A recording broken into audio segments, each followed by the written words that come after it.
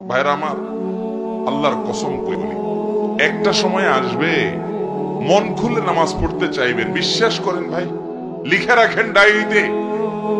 আপনাকে যদি আল্লাহ হায়াতে বাঁচিয়ে রাখেন, যুবক ভাইয়েরা, তরুণ ভাইয়েরা, একটা বয়স আসবে মনে চাইবে একটু রবকে মন খুলে সেজদা দেই, একটু লম্বা করে রুকু করি। পারবেন না, অসুস্থ হয়ে যাবেন, রোগবালায় ধরে ফেলবে। বাবারে, সে সময় আসবে না?